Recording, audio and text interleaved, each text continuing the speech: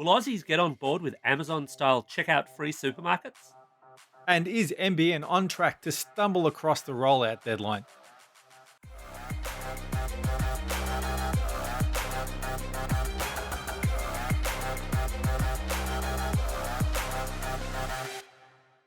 Vertical Hold is proudly brought to you by Aussie Broadband, changing the game with their award winning network and Australian based support. Hi there, welcome to Vertical Hold Behind the Tech News, the weekly podcast where we catch up with Australia's leading technology journalists to get the stories behind the tech news of the week. I'm Adam Turner, and I'm joined as always by Alex Kidman, a man who was genuinely startled this week by the fact that someone pinched a pair of rusty old filing cabinets which he'd dumped on the nature strip for the council to drag away. Alex, what secrets were hidden within? Look, a fair bit of rain, quite a bit of rust, no keys, and an ugly colour scheme. I was genuinely surprised that anybody bothered to take them, but I guess what it means, what we can learn from this, is that even in the post COVID age, the paperless office is going to remain a myth. Well, that kind of stuff still counts as high tech in the virtual hold vertical studios these days. Speaking of the virtual vertical hold studios, back in the green room is longtime friend of the show and Australian Financial Review technology editor Paul Smith. Paul, welcome back to the show. Thanks for having me on. As senior editor with the AFR, what's your experience with lockdown been like? What are your survival tips for being trapped at home? Oh, I've enjoyed it actually. I've worked from home a fair amount anyway in the normal times. The only difference really has been having three primary school age kids at home at the same time, which I know lots of people have hated it. I've actually really liked it, and they're going back obviously in the coming week. So we'll see how that goes. And yeah, it might be sort of services as normal. The one thing I should have done, which I didn't do prior to the lockdown, was get a haircut. Because I have a even solution for this. oh, I haven't bought into this idea that hairdressers are somehow immune from passing on viruses when they're leaning over your shoulder, and I don't go to Edward Scissorhands or anyone like that.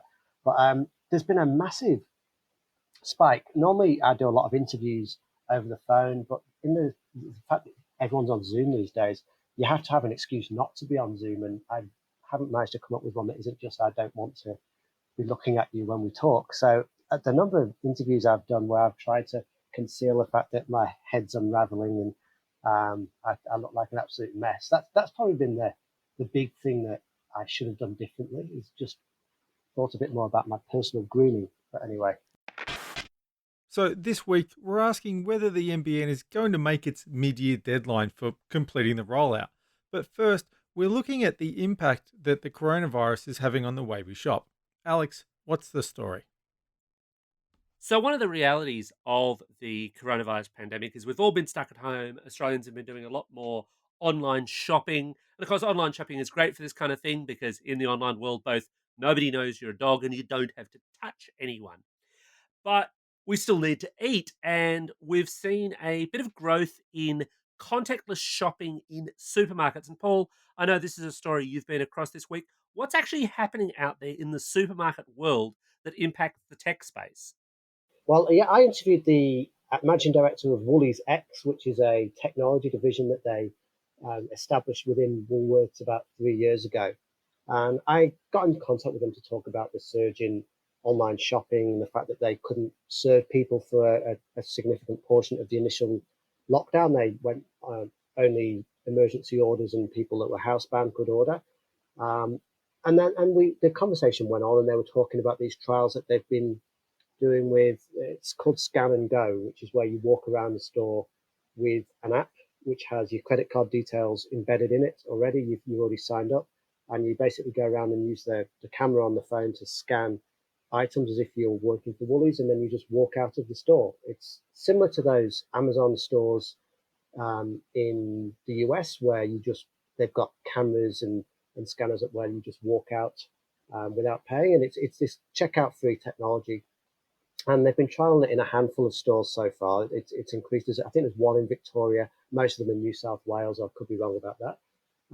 And apparently they've seen people increasingly keen to use it. Understandably, they don't want to go to the checkouts And I guess it's the latest step forward in terms of we've had the self-service checkouts for a while at Woolies now, which obviously great from some points of view in terms of not touching people, not having to get close to people, and actually convenience. But has the flip side of where all the teenagers going to get their first job, and there's plenty of people working as checkout operators across the country. And to be fair to Woolies, they're not talking about getting rid of them anytime soon, but it's the logical conclusion that that's the way things will go. So, how do they make sure that scan and go doesn't turn into pinch and go? Well, I didn't actually include that in the article. I spoke to them about that because when the self-service checkouts first came in, there was a significant increase in theft. But they said that in the trial stores so far, there has not been any spikes in terms of how people behave in that regard. And there is I think they have pillars in the store where you walk out through, and it lights up to show you've paid.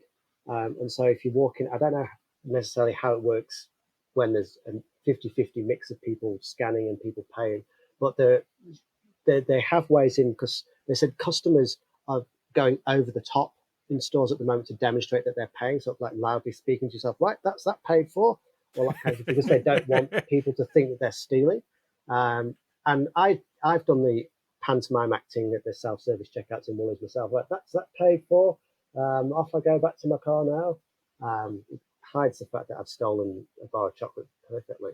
But they say, I mean, they could just be saying this because they're talking to a journalist and they want people to adopt it, but they're saying that there hasn't really been any noticeable spike in theft at the stores where it's in place. And by and large, people want to do the right thing. They talk about using the in-store cameras at all to keep track of what people are doing, because I know that some of the big supermarkets use the in-store cameras to check if people are doing the wrong thing at the self-service checkouts, but the Mm. supermarkets do not like to talk about it. Now, they didn't talk specifically about monitoring from that side of things, but one thing they did talk about a lot is the fact that they can track people around the stores a lot better, not only by the fact that they've got the phones, but the increased combination of online and in-store shopping. So you might start doing your shop at home, planning what you're going to do, and they can actually guide you in these stores to the right spot, like where's the toilet roll? It's in aisle 10, and it will guide you there, and so they know where you're going around the stock. Because one thing that obviously is removed from the equation for supermarkets when they start doing a lot more online shopping is the retail tricks of putting the lollies at the checkout and that kind of thing, so Mm. that your kids nag for sweets and the sort of the trashy magazines while you're queuing up. And the other sort of retail tricks that they use to make you think, well, I didn't come in for that, but I'm going to buy that. But they're starting to work through ways where if you're buying one thing, they'll sort of pop up a special offer for other things and try and sort of change things up. So in terms of your original question, I don't think, or rather I didn't ask about the snooping with cameras to make sure that people aren't thieving, but I guess they're doing that already. And one thing that with the self-service checkouts that doesn't really help is they're often manned just by one of the regular staff. They're not manned by security professionals or cops or anything like that. So is it really the job of a teenager working in Woolies to chase after a bogan that's trying to steal a Kit Kat? I don't know. I don't think so. So I think in a sense they accept that there's going to be a level of that they can't avoid. And I guess the savings that they make from not having all the checkouts open offsets that quite significantly. But it's long term. It's one of those areas where you look at tech as a potential destroyer of jobs. But I don't think we're at that stage yet, obviously. So I get that my Kit Kat or can of cat food's got a barcode on it, and in fact, I mean we're Mm. a long way removed from that era where supermarkets actually had price labels on those things. But what happens when I want to buy some bananas? Well, Are they I suppose barcodes the on same. those? No, I suppose the same as. That's a good question. I don't know is the answer, Alex. But I suppose you would just scan the bananas with I don't know, the weighing. They'd have to do something with the scales, wouldn't they? I don't know, Alex. You've stumped me. Well done. I've not deliberately stumped you, but what I was really building to there, because I presumed, yeah, you'd have scales, a la what you do with a self-serve checkout.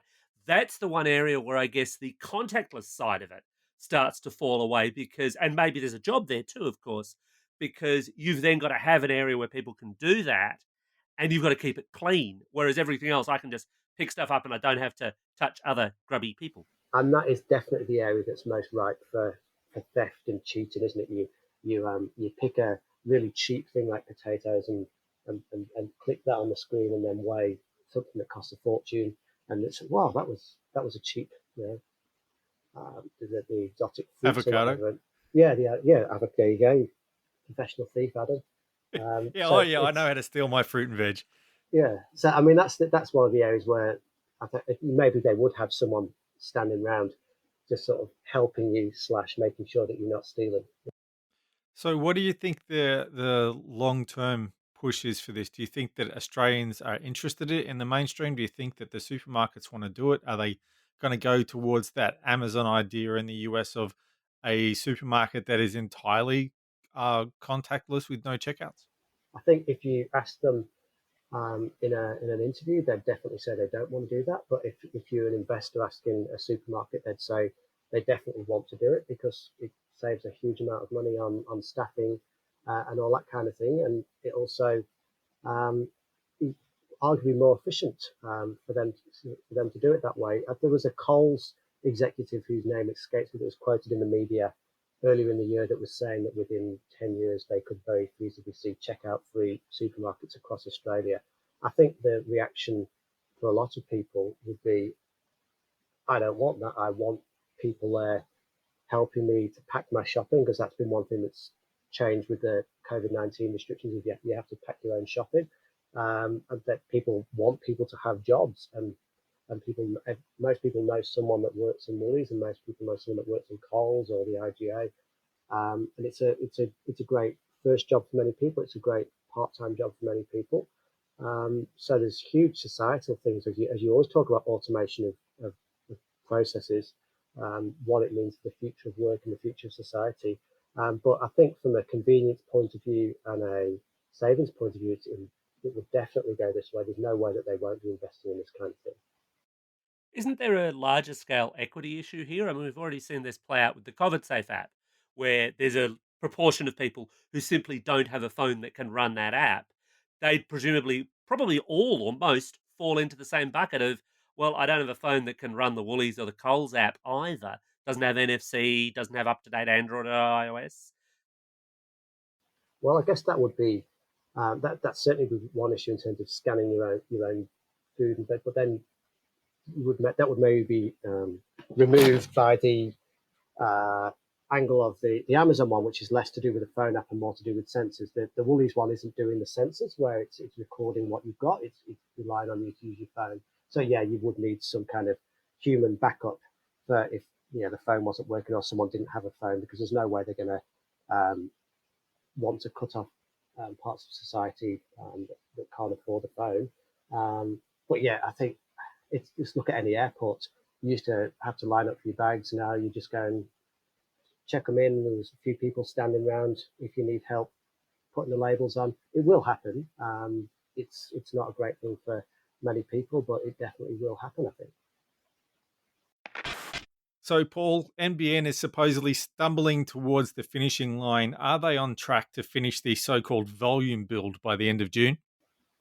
I think so. Yeah. I mean, depending on what you define as them being ready and completed, they look like they're going to hit their metrics. I think they did their last economic update on the performance a week or so ago, and that was recording connections to March, and the number there was they were past 11.2 million ready to connect by the end of March, and they're going to consider it complete at 11.5 million, which they said will definitely be done by the end of June.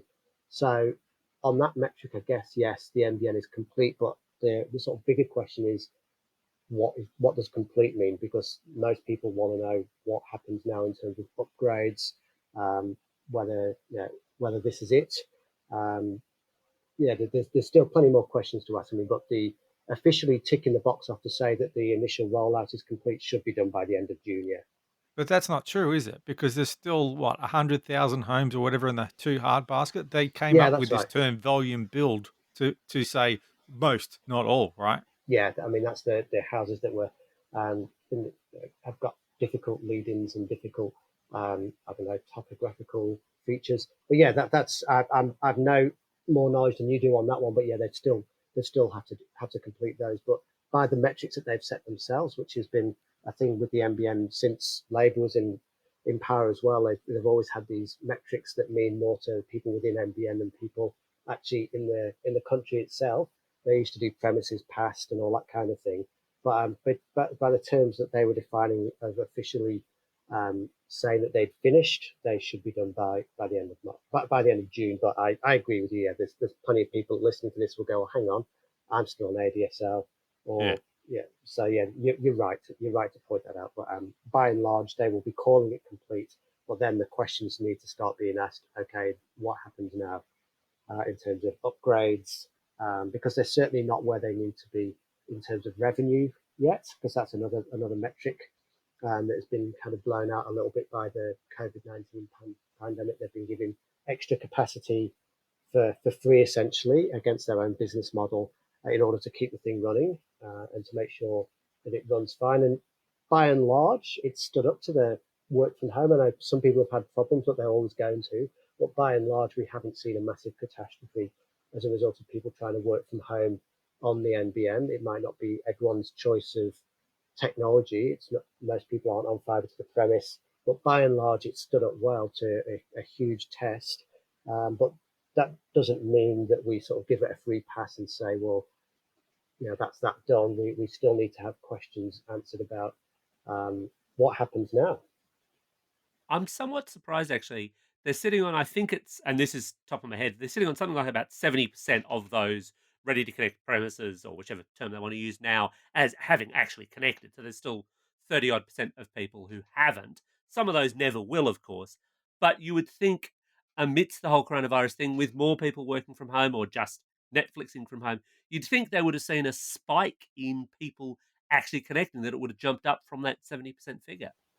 Yeah, I think the latest figures that we had were for the end of March, though, so we'd still have a little bit of time for people to be trying to do that. The figures that they had that you had mentioned there, currently 11 million homes can access the NBN, and 7 million have activated. So that's 4 million homes choosing to either stay on what they were on before or wait as long as they can, or going with non-NBN options. And we had a story in the AFR a week or so ago, which was with one of these specialist fibre providers in Melbourne. You might be familiar with them, Adam. Digitech. Yeah, I've written about them. Um, Yeah. yeah, and we interviewed a guy that was using that, and he was very satisfied with them. Basically, you can get a gigabit download and upload, but he hadn't gone for that option. He was paying 64.99 a month for 150 megabits per second up and down. And for him, he's a filmmaker of some kind of thing. That was a big improvement on what he could get for the NBN. And what we're starting to see now is this possibility for cherry picking around profitable areas, because that's 64.99 for 150 megabits up and down is significantly better than he could get on any NBN plan, and he said it's worked perfectly for him since he installed it almost a year ago. But the government's slapping a tax on those connections, Yeah, isn't it? that's If right. you're on a broadband connection that's not NBN, you're paying an extra $7 a month to help pay for That's the right. regional rollout. Is that right? The broadband tax, yeah, that's not actually in yet, but it will be coming in very soon. Whether that's on people's bills or whether that's just another thing that the retail service providers swallow up and then agitate for again. Because I mean, we're in this really fake period at the moment where the NBN has held up really well, but it's held up in an unsustainable way. In Mm. that the CVC charges, the capacity charges that have prevented many people from signing up for their higher speed options, have just they're not paying any extra for them at the moment, and that can't go on forever. Um, yeah, and so we're kind of, if you were given a report card for the NBN during COVID-19, you'd have to say it's held up well. Lots of people won't like hearing that, and lots of people will say, "Well, I've had it drop out," and that's true. But for the vast majority of people, it's performed okay. But that doesn't mean that it's the ideal choice for what should have been rolled out, 10 years ago, 15 years, 10 years ago, or more, because that argument's going round and round again as well. We've got Kevin Rudd and Malcolm Turnbull arguing on the pages of our paper, all back and forth with with Turnbull's book that he released with his view on how he turned NBN around, and that and then Rudd saying, well, no, we'd have had this, this, and this. And the fact of the matter is, um, there's it's an old argument, and I don't think you're ever going to make any progress on it. I mean, I've written so many times that I wish we'd gone with fibre to the premise, and but we are where we are. And I think, realistically, Labour's policy isn't that much different to the coalition's policy now. So we can keep arguing round and round the block about what went wrong, and it should be recorded accurately. It should be recorded why things changed and who made the decision to change them. Because there has been, I think, there's been certainly some revisionism in the Turnbull book about initial promises and initial expectations about when things would be finished and how much it would cost and how much FTTP would cost. I think that's a bit open for debate. But by and large, the most important conversations to be having is what happens from here. Does it get upgraded? How does it get upgraded? Do we then now deregulate the market more and everyone's coming in, all the rival companies coming in, and we rise the tide that way? This this debt facility that the NBN secured a week or so ago. I can't remember the amount off the top of my head, but for $6 billions of billion. dollars. What are they going to do $6 billion. with that $6 billion? Are they Well, going to upgrade the network, or? Yeah, I mean that would give them certainly a bit more flexibility to look at doing that, or whether it's just giving themselves a bit more leeway to offer special offers on what they've got at the moment, or like you said, they've still got these difficult to connect places to work out as well. But these are all questions that are more important than just how badly the decisions were taken 10 years ago, which is a valid issue. But I think it's an argument that's only ever going to go round and round in circles now, because the main players from those days are no longer in mainstream politics. So the fact that it's not going to bring down a government anymore. It's just, I think people are going to have to accept that they know what they know about the history of the NBN and thought, about, okay, so where does it go from here? So, Paul, the one constant we've actually had throughout the NBN build was this idea that it was going to be sold off once it was done. It's why it was Mm, the whole off-budget matter. mm. Do you see that happening anytime soon? Because in theory, from the end of June, they could put up a for sale sign, couldn't they? Well, I think the only natural buyer remains Telstra in Australia, unless some overseas conglomerate's going to come in and offer a big load of money or something like that, which I don't see why they would. Um, but they've talked pretty tough. Paul Fletcher's talked pretty tough about that not happening for competition reasons and not going back to the situation that we had prior to the NBN. When I think Paul Fletcher worked at Optus at the time, so he's very au fait with how Telstra acted once it had a monopoly. It's obviously a I very think different bastardry is the organisation. word you're looking for. Yeah, well, yes, maybe, I'll say it. but You just nod. very different times and very different leadership at the company, I'm sure. But Oh yeah. you want to avoid the same sort of situation happening. Obviously, Telstra's got this Infraco division, which is a separate division, which theoretically could be spun out as a separate company and used to house the NBN. But the talk from Paul Fletcher until now is that isn't really an option.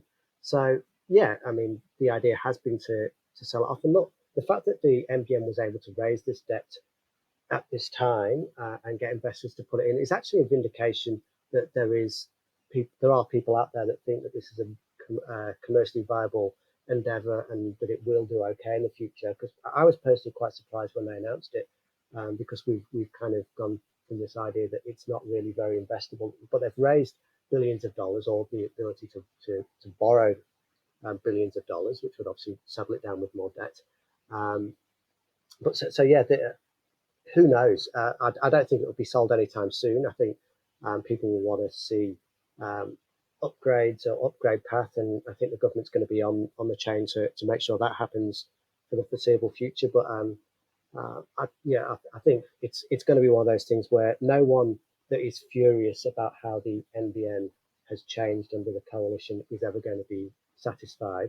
and with reason in some cases, because it's the only thing that can happen is things can improve from here. There's no going back. Labour isn't going to go back and do fibre to the premise as a major rollout. So we are where we are, and we either, we're going to have to upgrade in certain areas.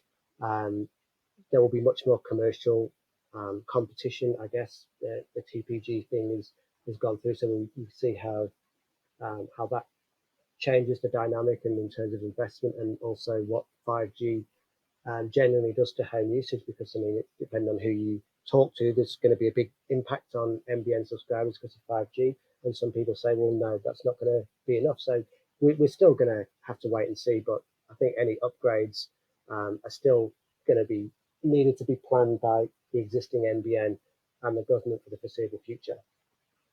Talking about 5G, we were saying before that if you're a provider of broadband, but you're not the NBN and you're providing fixed line services, then you're getting slugged $7 a month per customer. But Mm. that, as far as I know, only applies to fixed line connections. So if you're a telco who's offering a fixed wireless alternative to the NBN, whether it be 4G or 5G, are you paying that $7 a month? And if you're not, should you be? I don't know the answer to that, but that's certainly a very interesting point. And obviously, Telstra, Optus, anyone else that's offering that fixed wireless in the metropolitan areas, there's no reason why they're not going to do everything in their power to incentivize customers to take up that option, because it removes all of the CVC discussions. It keeps people within their own ecosystem to offer their own bundled services and all that kind of thing.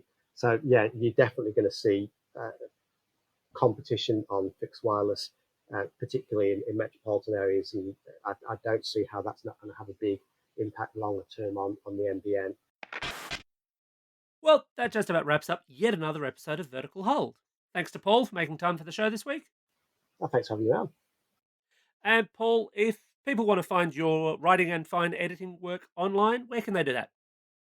AFR.com, Alex, and says Smithy on Twitter, where you can probably bypass the paywall a bit. Sounds like a plan. And you can always catch up with us on Twitter at VerticalHoldAU or on the Vertical Hold Facebook page. Thanks everyone for joining us again. Hang in there, try to stay home, try to stay safe, and we'll catch up with you again next week.